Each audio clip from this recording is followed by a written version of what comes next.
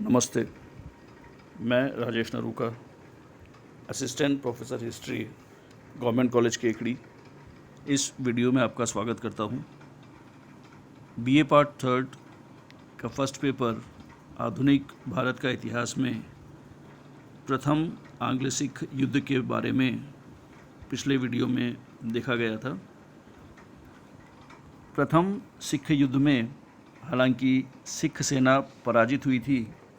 लेकिन फिर भी उनकी शक्ति पूरी तरह से समाप्त नहीं हुई थी और अधिकतर सैनिकों का यह मानना था कि उनकी यह पराजय उनके प्रमुख सरदारों के विश्वासघात के कारण हुई है, उनकी सैनिक दुर्बलता के कारण नहीं। इसके अतिरिक्त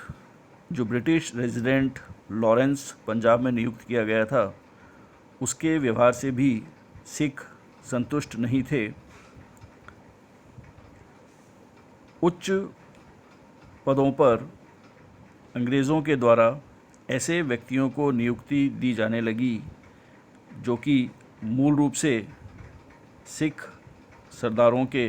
समर्थन के नहीं थे, और इन कारणों से सिखों में पुनः असंतोष की भावना उत्पन्न हुई। और उसी समय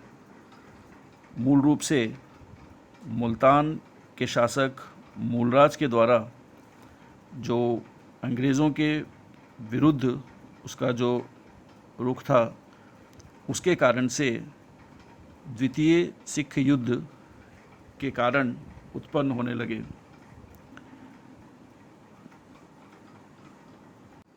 मुल्तान के शासक द्वारा पंजाब के शासक को वार्षिक रूप से कर प्रदान किया जाता था, और प्रथम आंग्ल सिख युद्ध में अंग्रेज़ों की विजय के पश्चात अंग्रेज़ों ने वार्षिक जो कर था उसकी राशि को बहुत अधिक बढ़ा दिया, और इसके अतिरिक्त मुल्तान के उत्तराधिकारी मूलराज से एक विशेष राशि की मांग की गई। इन सभी के लिए मूलराज को मूल रूप से स्वीकृति उसकी थी, लेकिन इसके अतिरिक्त ब्रिटिश रेजिडेंट ने उस पर जो कुशासन का आरोप लगाया और उसके आधार पर एक अंग्रेज़ रेजिडेंट मुल्तान में रखे जाने के लिए कहा गया, उससे मूलराज अत्यधिक असंतुष्ट था। एक रेजिडेंट को मुल्तान भेजा गया और मूलराज ने मुल्तान का दुर्ग उसे सौंप भी दिया, लेकिन मुल्तान की प्रजा मूलराज की विश्वस्त थी, और इसीलिए मुल्तान के जो लोग थे वो इस कदम से असंतुष्ट थे। उन्होंने जिन अंग्रेज़ अधिकारियों को वहाँ भेजा गया था उनकी हत्या कर दी, और इसके पश्चात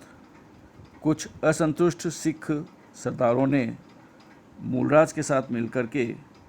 अंग्रेज़ों के विरुद्ध विद्रोह की सी स्थिति उत्पन्न की। लेकिन अंग्रेज़ों ने उस समय इस विद्रोह को दबाने के लिए कोई प्रयास नहीं किया, और इस विद्रोह को विभिन्न भागों में फैलने दिया गया। इस विद्रोह को व्यापक बनाने के लिए अंग्रेज़ों का उद्देश्य यह था कि जो पंजाब का शासन था उसे अंग्रेज़ों का दुश्मन साबित किया जाए। हालांकि इस बात के पूरे प्रमाण हैं कि पंजाब का शासक शुरू से ही अंग्रेज़ों के प्रति और अंग्रेज़ों के साथ की गई संधियों के प्रति पूरी तरह से निष्ठावान रहा, और डलहौजी का यह कथन कि बिना किसी सूचना के सिख राष्ट्र ने युद्ध में अंग्रेज़ों को आमंत्रित किया है, पूरी तरह से गलत है। जबकि यह स्पष्ट है कि पंजाब का शासक दिलीप सिंह अंग्रेज़ों के विरुद्ध कुछ भी करने की स्थिति में नहीं था, लेकिन लॉर्ड डलहौजी की भारतीय साम्राज्यों के विलीनीकरण की जो नीति थी उसके अंतर्गत वह इस मौके की तलाश में था कि किसी प्रकार से पंजाब के विरुद्ध आक्रमण करके पंजाब को पूरी तरह से ब्रिटिश साम्राज्य में मिला लिया जाए। जब यह विद्रोह विभिन्न स्थानों पर और अधिक भड़कने लगा, तब लॉर्ड डलहौजी ने उपयुक्त अवसर देखकर युद्ध की घोषणा की और पंजाब के शासन पर यह आरोप लगाया कि उन्होंने बिना किसी कारण के युद्ध की घोषणा की है और इसीलिए डलहौजी इसका प्रतिशोध लेगा। युद्ध की घोषणा करने के पश्चात अंग्रेज़ों की सेना को पंजाब की सेना के विरुद्ध भेजा गया। हालांकि प्रारंभिक कुछ युद्धों में सिखों को विजय प्राप्त हुई, लेकिन अंततः जो निर्णायक युद्ध था उसमें अंग्रेज़ सिखों को पराजित करने में सफल हुए और इस प्रकार से बहुत ही कम समय में द्वितीय आंग्ल सिख युद्ध अंग्रेज़ों के पक्ष में समाप्त हुआ और इस युद्ध के परिणाम स्वरूप पंजाब के पूरे प्रदेश को ब्रिटिश साम्राज्य में मिला लिया गया। युद्ध के पश्चात लॉर्ड डलहौजी ने इस बात की घोषणा की कि पंजाब का राज्य समाप्त हो गया है और महाराजा दिलीप सिंह का संपूर्ण राज्य अंग्रेज़ों के राज्य का एक भाग है। महाराजा दिलीप सिंह को 5 लाख रुपए वार्षिक पेंशन देकर विदेश भेज दिया गया और सिख सेना को भंग कर दिया गया। वे सिख सरदार जिन्होंने अंग्रेज़ों के विरुद्ध युद्ध किया था, उन्हें कठोर दंड देकर उनकी जागीरें वापस ले ली गई और दीवान मूलराज को भी निर्वासित कर दिया गया। इस युद्ध के पश्चात ब्रिटिश अफ़गानिस्तान या उत्तर पश्चिम के अन्य राज्यों के साथ सीधे संपर्क में आ गए और भारत में उनकी स्थिति अत्यधिक सुदृढ़ हुई। लेकिन जिस प्रकार से लॉर्ड डलहौजी ने पंजाब के प्रदेश को ब्रिटिश साम्राज्य में शामिल किया, उसकी अनेक इतिहासकारों ने निंदा की है और यह कहा है कि डलहौजी की नीति किसी भी सिद्धांत या न्याय पर आधारित नहीं थी और निश्चित रूप से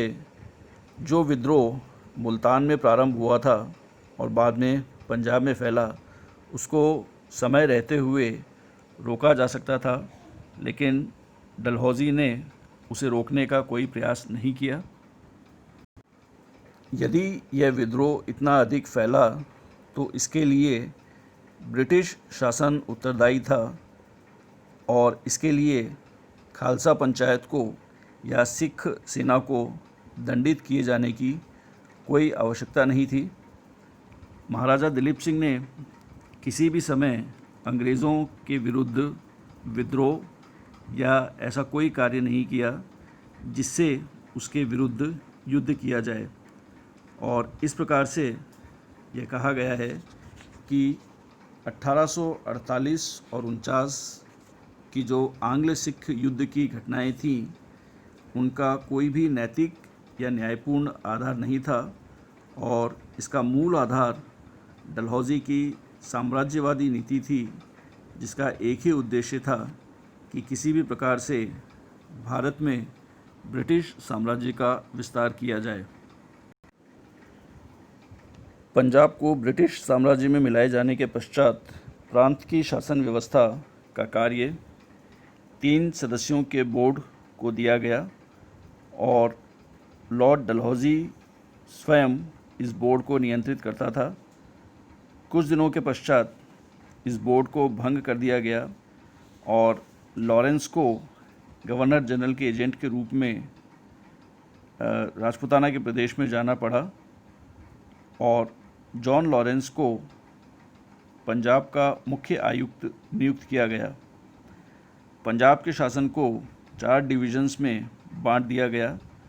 और प्रत्येक डिवीज़न को एक कमिश्नर के अधीन किया गया। इन डिवीज़न्स को इसके बाद में और सब डिविजन्स में बांटा गया,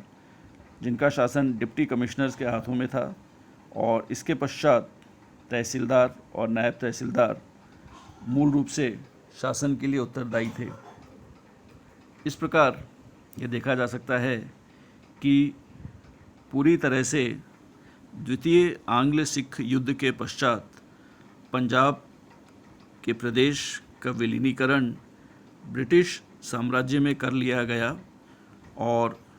द्वितीय आंग्ल सिख युद्ध में सिखों की निर्णायक पराजय हुई और पंजाब प्रांत का पूरी तरह से ब्रिटिश साम्राज्य में विलीनीकरण हुआ।